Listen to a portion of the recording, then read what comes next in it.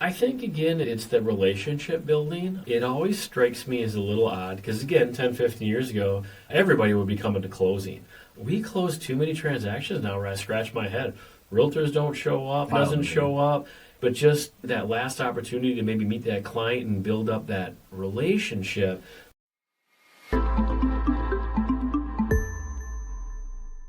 Welcome back to the Why Do I Suck as a Real Estate Agent podcast. I'm your host, Monte Reyment. Today, I got a really special guest. I got my guy, Chris Charles, here from Town & Country Title. Chris has been one of my mentors throughout this whole journey of mine in real estate. We go back 7-8 years now, and he's been a great teacher, but also he closes a lot of deals for me. So he's also the guy that hands me the check on closing day. So he's got a special place in my heart. So Chris, welcome to the podcast. Thank you. I appreciate being part of the podcast today. Yeah, thanks, man. I think one of the exciting things about having Chris in is we've interviewed a lot of agents and brokers and people of all different walks of life in real estate, and we haven't had anybody with title yet.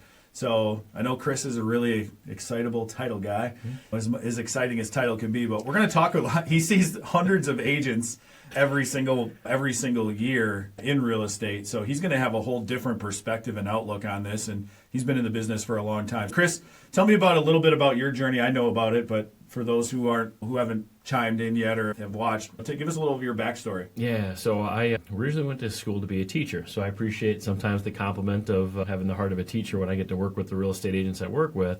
Unfortunately, I had a little bit too much fun at UW-Eau Claire, so the School of Education did not want me. School of Business said, come on over. So I transitioned from being a teacher to getting into business. Had a couple of jobs out of school, but when my uncle called me, he had a title company out of Milwaukee, and the earlier point about what is title insurance, and it certainly isn't that exciting, I had no idea what he did for a living. But it involved real estate, which I did have a passion for. My dad had me flipping houses when I was a little bit younger. So I made that transition from what I was doing into title insurance and getting to do the closings and doing the research at the courthouses. And it was not an easy transition, and it certainly doesn't happen overnight. But about 20, 25 years later, here I am, getting to work with lenders and realtors and really enjoying our part of that real estate transaction. Yeah, and for those that are newer, and I would imagine the people that are listening to this podcast are generally newer, people who've struggled, maybe don't have a lot of transactions. What is really the role of a title company? Because I think you guys is almost like the conduit to get things done, right? Like you're the middleman. We're the middleman between the agents in the process as far as real estate agents go.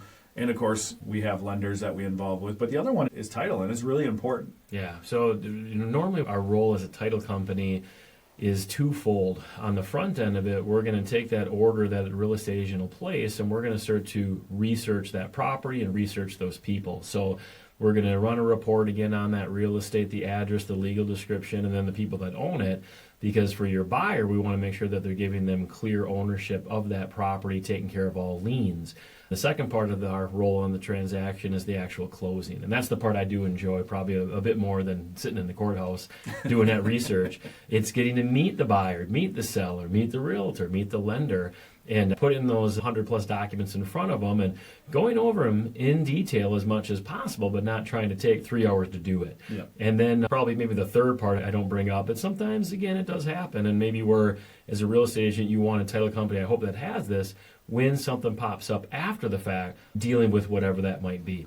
Could be something as simple as we miss $5 on maybe a water bill, or something where maybe the county has an issue with the property being transferred over because of some issue they have with the legal description. But it's making sure, again, that from start to finish, and sometimes that might be 10 years later, that buyer and seller are happy, and then the real estate agent makes sure that they have a happy buyer and seller because of that title company. Yeah, and I think one of the things that's been really cool about our relationship is whenever, and this happened early on, if I didn't know something, I could just go to you because there's so much legal that goes into the title work that, and I would assume in an attorney states, you go to the attorney, and there's a lot of times both an attorney and a title company.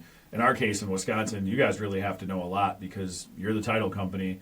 We don't usually get attorneys involved unless there's something that really went sideways. For me, it's been great because I think for those out there listening that have been newer, you get some of these things that pop up and you don't understand. And I've been really blessed to be able to just call Chris and go, hey, what's the reason behind this? And he does a great job of actually teaching me so I can go back to my agents and actually teach them. So it's been really awesome. Now, you see hundreds of agents every single year. Let's, instead of focusing on the ones that suck, because we all know who they are, and we'll talk about those behaviors here in a little bit. What are the 2 to 3 habits from really good real estate agents that, that almost struggling agents never do? Yeah, the realtor I bring up, I think she's now retired, but I still have her business card on my bulletin board in my office. But her name was Nancy Van Stratton. And the 3 traits were communication and communication. When she would place that order, it sounds goofy, but that subject line would have an address in the subject line, not DocuSign, some mumbo jumbo. Yep. And then in that email, she did more than just attach that offer to purchase. She would also say, Chris, here's all the contact information for my seller. Here's the contact information for the buyer. Here's the contact information for the lender. And this would be maybe when Nancy didn't even have both sides of the transaction. But she just set, again, great communication for all the different parties that were involved. So kind of to your early point, if there was a question, I would know who I could reach out to right away. And then part of the communication also was, again, she'd get back to somebody. I don't remember, again, why, if it was her, but someone will send an email. And even if I don't have the answer, I'm going to reply back and say, got it, on it, working on it. And again, it makes me think back to Nancy, because just acknowledging that you received that correspondence. I'm a little bit older, so I'm probably not maybe the best at the text messaging or some of the different ways of communicating in the social media. But regardless of how the person's reaching out to me, I do try to get back to them. And I struggle too. It's not easy. If this job was easy, we'd have a lot more competition. But that communication was definitely something that set her apart. And then maybe if you want something different than communication, it is, what are you going to do when something goes south? Yeah. I love the line, I think it was Mike Tyson, that says everybody's got a plan until they get punched in the face. Mm-hmm. I try to tell my team at the title company and then the people I get to work with, hopefully where I earn that paycheck, earn that trust, is if something does go a little south, I'm able to, again, to not just pass the buck, I'm able to say, what can I do to try to fix it? Yep. Sometimes, again, it's innocent mistakes that nobody could have prevented. Yep. Sometimes it's a mistake that could have been prevented, but we're all learning, we're all trying to get better. But that's probably, again, communication, and then try and take as much accountability as a person can. Yeah, and I think the funny part is he talks about communication not being good at tech, but I remember being in a closing with him at one point, and the agent sits in the back corner of the room and lets the title guy do his thing, and I had gotten an email about another file, and I forwarded it to him, and all of a sudden I saw him reach into his pocket, and he's perfectly spelled out received back, and I was looking at my phone going, how did he do that? I'm watching him close the thing. So he's got a Jedi mind or something like that anyway. But you just talked about the traceable things that come back in a transaction. What are the most common mistakes that agents make during a transaction that will make things go sideways? Because I've noticed in doing this and doing roughly 100 deals a year, the agents who get things done seem to be frictionless, and the ones that tend to get in the way or try to play hero sometimes and want to fight and argue over little tiny points. Where's that fine line of fighting for your client and then losing a deal? Yeah, I think, again, from our perspective, sometimes I'm CC'd on a lot of emails, and the ones I think that succeed, it's creating an atmosphere of win-win. Not saying you got to compromise, not saying you got to meet in the middle, but just trying, again, to create a situation. Because if you have 2 different agents, one's working for the seller, one's working for the buyer, one would think that it could be a lot of friction and trying to say, hey, I'm only going to be doing this. And I think back to my in-laws. They sold a property years ago. You were not the agent. You were on their last couple of transactions. Those went a little smoother, so a little shout out. But it was about a washer and a dryer. And back then, a washer and dryer was probably $250 a pop. And they took the washer and dryer out of the house they sold. And I was the one that transported them to their new property. And I just remember, like, my phone, my email, and I'm not involved as a title agent. I'm involved just as their son-in-law. And just all hell was breaking loose. Over $500 in a washer and a dryer. And I just remember thinking to myself, I'm not a realtor. I think I might have tried it a long time ago. It wasn't for me. But I'm thinking, like, you could have avoided all this grief, and maybe those buyers would have been happy with, hey, $500 at Home Depot for a new washer and dryer. But my mother-in-law was pissed. She was never going to use that agent again. Whether she maybe didn't read that contract correct or not, she thought, I know that washer and dryer were not included. And it just, again, it struck me as one of those things where that was not a win-win situation. Yeah, and I've been there before, too, where I wrote an offer or had a listing, and I had to buy a dishwasher. But instead of the deal dying, I went and bought the dishwasher myself as an agent. And I think something out there, too, for us agent, and it's going to lead me into the common term of what we call commission breath here in a second. But in this business, you're going to give some things up. You have to own your mistakes. And certainly happened. And that was a year ago, not even that. I had to give a dishwasher up for a closing on a lake property. The agent, the cooperating agent, could have been a little bit nicer on that day. It was a property that was an hour away.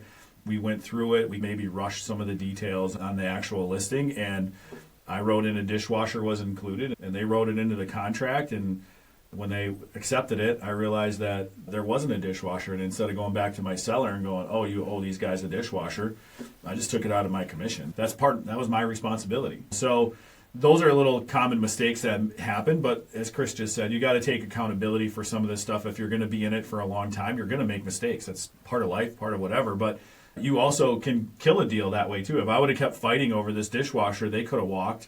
Maybe they weren't totally in love with the property, but they were under contract and could have ran away. So from your seat, you are the ones that, title companies generally are the ones that cut the commission check. So what does commission breath look like in a transaction, and how do you see it coming from a mile away where that agent's looking out for themselves versus their client? Yeah, it's not like a specific example. It's just the one I always enjoyed. I won't say her name, but like after 6 or 7 emails on the front end, you start getting emails about, so you do have my address, right?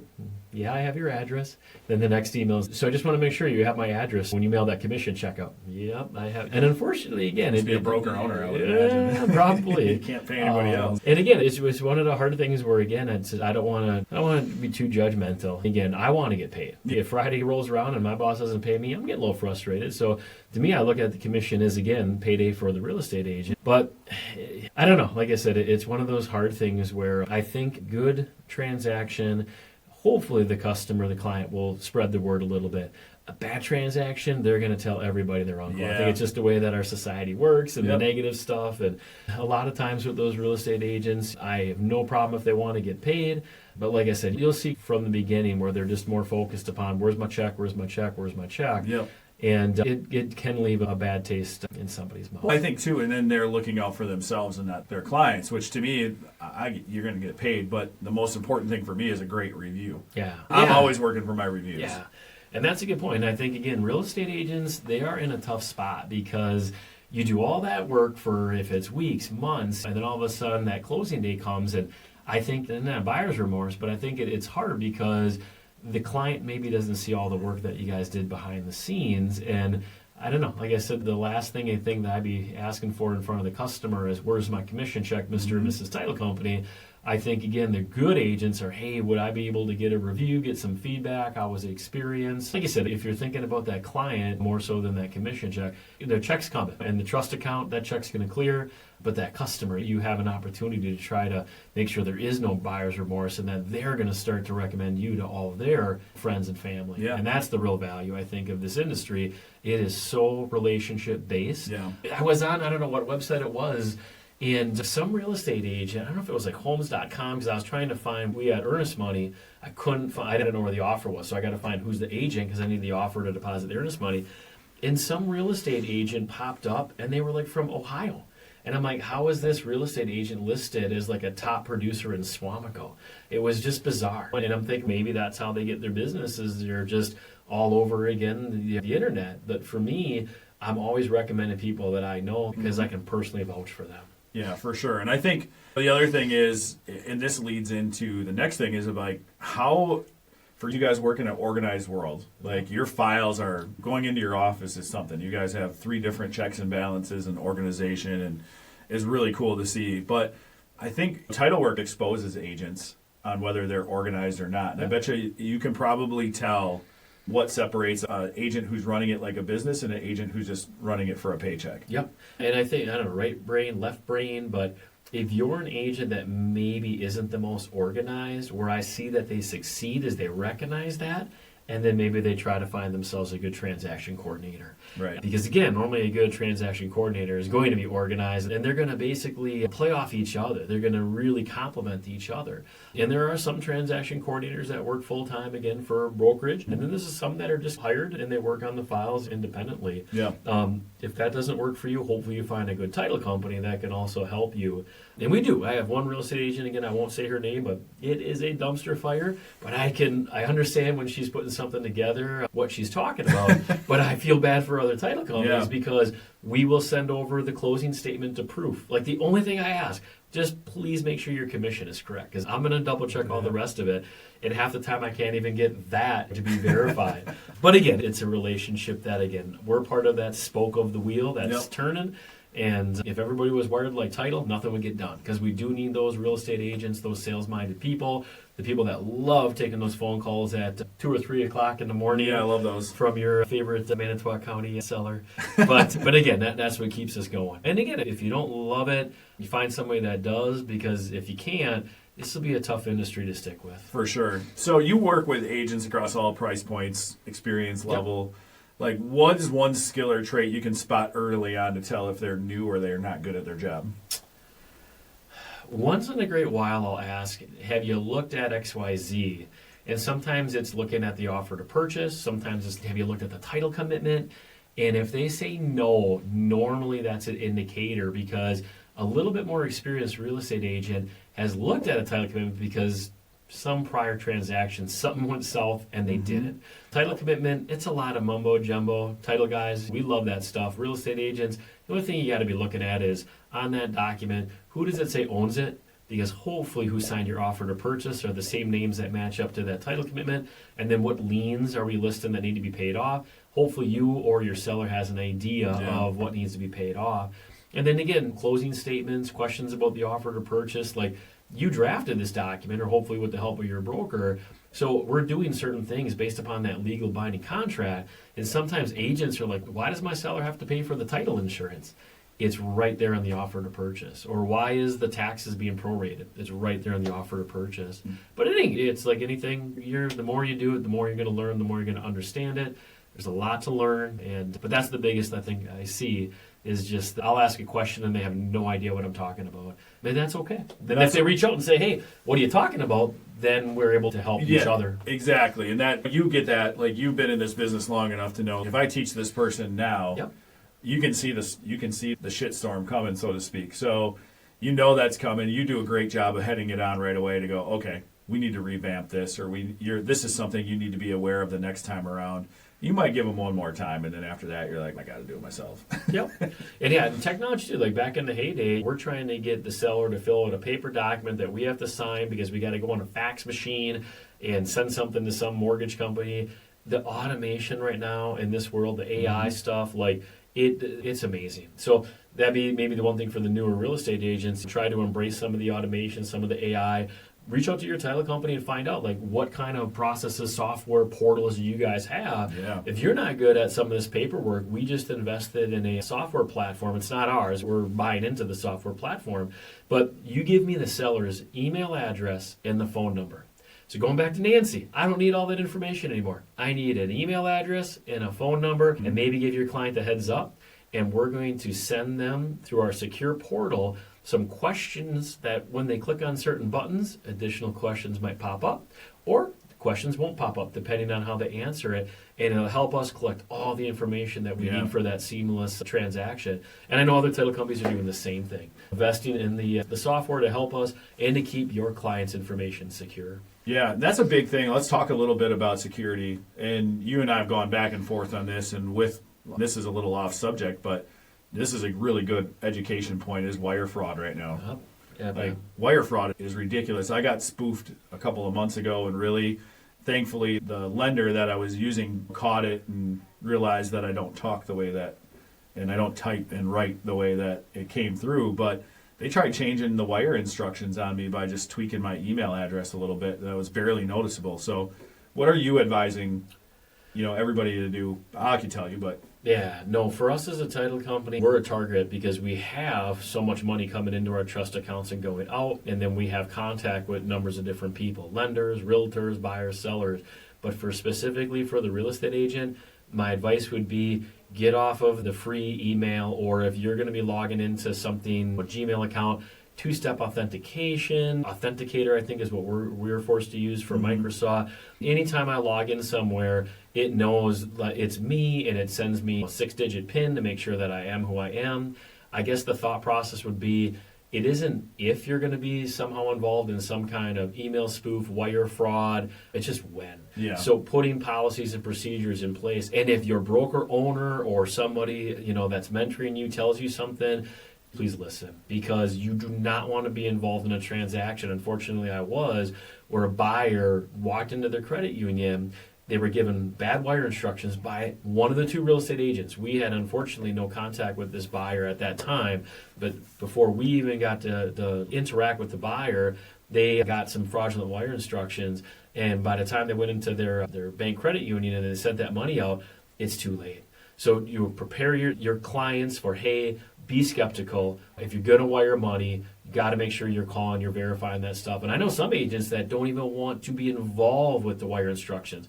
If they're a title company that you're working with, you tell your client, you contact that contact that title company directly. Yeah. They'll send you the wire instructions. But the email security, the two-step authentication, we need more of that as an industry to try to keep these crooks as far away as possible. Yeah, and I think the best thing that you can do, and we do this on every cash offer, is Chris will send them the wire instructions, and then we will have my buyer call to confirm or the seller call and confirm the seller wouldn't have it, but the buyer to call and confirm the wire instructions before that's sent out. So make sure you guys are taking those extra steps and doing the little things, because that's the last thing. That deal that I was working on was $850,000 that could have just evaporated and gone to another country real quick. Yeah, and if your client reaches out to you with something that, like, hey, did this come from the title company?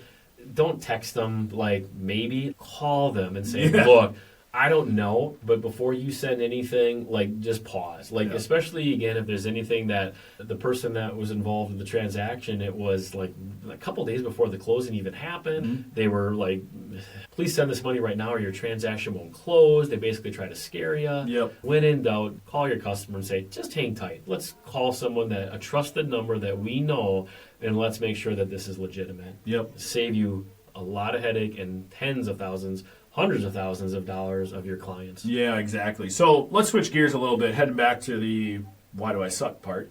What's something that agents consistently get wrong in their transactions or closing process that costs them repeat business or referrals, even if the deal still closes on time? I think, again, it's the relationship building. It always strikes me as a little odd because, again, 10, 15 years ago, everybody would be coming to closing. We close too many transactions now where I scratch my head. Realtors don't show up. Lender doesn't show up. And I think, again, I'm a little bit older, so a lot of the stuff is face-to-face and the phone call. And when I go to the grocery store, I used to force my kids not to do the automated checkout. Let's go talk to some stranger. And maybe I pivot on that a little bit. But just you are building a relationship with a customer. Yep. And even, again, the people I work with, the buyers and the sellers that I get to work with, it sounds maybe I shouldn't say this, but I'm willing to maybe go a little bit above and beyond if I've met them, if I know them. I know a little bit about them. Maybe they are a newer investor and they're struggling to refi and they got to maybe pay something off. And the only time that they can meet is 7 o'clock at night. And as much as my wife might not be happy with me, yeah, I'll go meet somebody down in Kaukauna at their house at 7 at night because I know them, I know their story. There's an emotional connection. And I do think with some of the different ways of communication right now with the text and the emails and that stuff's all great. But just that last opportunity to maybe meet that client and build up that relationship, that's something I do see maybe newer real estate agents maybe miss out on that. Yeah, and I think that's one of the reasons that I went and started Take Action was really like that drove me crazy. I can't imagine building a relationship somebody with 30 days, 60 days, sometimes years, and then you don't have, unless you're on vacation or something, I understand that, but and then you don't show up to closing. What is that telling that person? Basically, it's to me, it's two double birds. Like, yeah, I was good enough to get you there. Good luck with everything, and that's it. Yeah, that's just not how. Maybe it's a Midwest thing because we're notorious in Wisconsin for Midwest goodbyes and that sort of thing. But my God, like that's how you generate your referrals. That's the last image. That's the last feeling, and it's an emotional day for both parties, the buyers and the sellers, and then you just don't happen to be there for that day. Yeah. Even after 100 transactions, 200 transactions, I show up all the time. Yeah, and you can't guarantee who else is going to be there. And you know your client's going to be there. But if you're a newer real estate agent, if the lender shows up, now you have an opportunity to meet that lender face-to-face and build that network, that relationship. And like I said, it was the norm maybe 15, 20 years ago. And like I said, it's always a little surprising that more and more agents don't attend closing. And if there's a conflict where you can't make it, if there's somebody else from your office that might be able to go, just again, to reinforce that relationship. Yeah, I do feel the one thing I do feel is weird when the cooperating agent shows up. I always find that fascinating. Yeah. I've never gone to another one's thing. I always feel like it'd be like me trying to steal a client or something, so I don't go to that one. But yeah, now, before we wrap up here, if you could sit down with every brand new agent on day one of their career and give them one piece of advice from the title side, what would it be and why? I think it would be fine with it, not just title, but I guess title specific, but all the people you're going to work with, the network you're going to build. Find people that have a heart of a teacher. There's a lot to learn. And again, for me, going way back when I was 10 years old, and my dad would drag me into some of the houses that he was fixing up. He was my first mentor, my first teacher. And my gosh, now I'm 50 years old. So 40 years ago, I started to get a concept of what is real estate. And then working for my uncle, who treated me probably a little differently because I was his nephew. And then some of the other people that I got to work with. I always say I'm really fortunate because everybody that I've been able to be around, whether they were mentoring me or maybe now the roles are reversed, we've always had the heart of a teacher. And how can we help each other build up our knowledge and our experience and trying, again, to help people. Yep. So if I'm working with somebody that maybe doesn't have that mindset, I normally don't work with that person much longer for different reasons. It's not fun, right? No, it's not. Because again, I love what I get to do. And I really love the people I get to do it with. If real estate is for you, you can have, I hope, that same experience that I have. But again, finding people that help support you and teach you, because I'm still learning. Our company, we merged with a larger title company, and the owner of that title company, they're teaching me stuff all the time. And I love that. I never want to feel like I've arrived. I'll joke sometimes about your brother once in a while where I feel like I got it all figured out. And then maybe your brother will come at me with something maybe to change things up. But that actually... For context, my brother's a real estate investor and a wholesaler, so he deals with some wild stuff. Yeah, but it's, you think you're doing great, and then could we do a little bit better? And I always appreciate that about him, is that if we can be doing something a little bit better, why aren't we looking at it? Because that'll help, again, with everything, efficiencies and customer satisfaction, and just, again, getting us to that finish line, which, for me, hopefully is another 20 years. Yeah, for sure. Guys, that was Chris Charles from Town & Country Title. Chris, thanks again, man. Thanks for being a great friend and a great mentor, and appreciate everything you've done for me and helping me out, and thanks for coming on the podcast. Thanks for having me. I really appreciate it. All right, guys. That was the Why Do I Suck as a Real Estate Agent podcast, Title Edition. Stay tuned for the next one, and thanks for checking us out. So that's a wrap here on the Why Do I Suck as a Real Estate Agent podcast. Thank you so much for spending time with me and our guests. The people you hear on this show really aren't guessing. They've been doing the work. They've been doing it for a long time. They're sharing their behaviors, their habits, their successes, their systems that actually lead to real work, real success. So please subscribe and follow so you don't miss the next conversation. Until next time, remember, you don't suck. You're learning. It's the beginning, or maybe you're in a rut, but you don't suck. So make a few changes, stay curious, stay consistent, and please keep coming back.